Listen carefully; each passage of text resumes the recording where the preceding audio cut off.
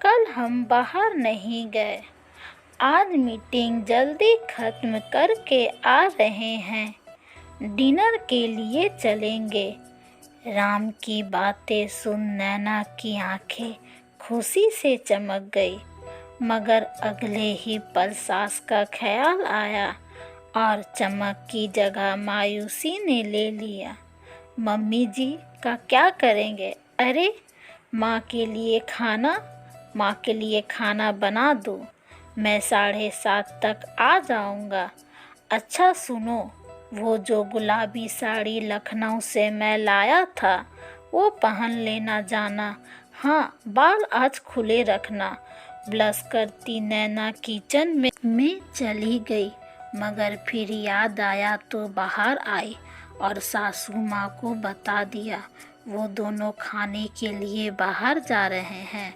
सासू माँ बगैर कुछ बोले पड़ोसी के यहाँ चले गई और नैना न जाने 1.5 घंटे तक क्या सब करती रही। गाड़ी का हॉर्न सुनकर भागते हुए बाहर आई। राम हाथों में उसके पसंद के दिल वाले लाल गुब्बारे लिए मुस्कुरा रहा था।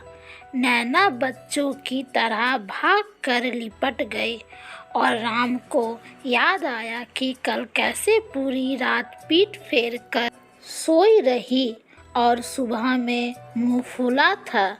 नैना में दुनियादारी की कम समझ थी और बचपना ज़्यादा। उसी पर तो वो मर मिटा था। अच्छा चलो, तुम तो तैयार ही हो, मैं जल्दी फ्रेश हो लेता हूँ। माँ कहाँ है? खाना खा लिया उसने? चलिए अंदर। डाइनिंग हॉल में पहुंचकर राम दंग रह गया। पूरा टेबल खाना और गुलदस्तों से सजा था। किनारे पर पापा और माँ की शादी वाली ब्लैक एंड वाइट तस्वीर रखी हुई थी। बीच में कुछ कैंडल्स रखे हुए थे। मुस्कुराहट के साथ राम ने नैना को देखा और चूम लिए उसके नर्म हाथों को और अपनी हथेली में उसके चेहरे को भर कर सिर्फ जाना ही बोला था कि दरवाजे पर आहट हुई।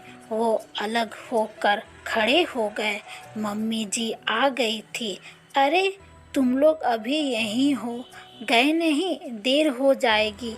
जाओ, मम्मी जी आज आपके साथ मनाएंगे इस दिन को। आपकी वजह से मुझे राम जैसे पति मिले। आपने इन्हें प्रेम सिखाया है, कैसे इज्जत की जाती है अपने साथी की, ये बताया है। आज का दिन आपका है मम्मी जी। आइए बैठिए यहाँ।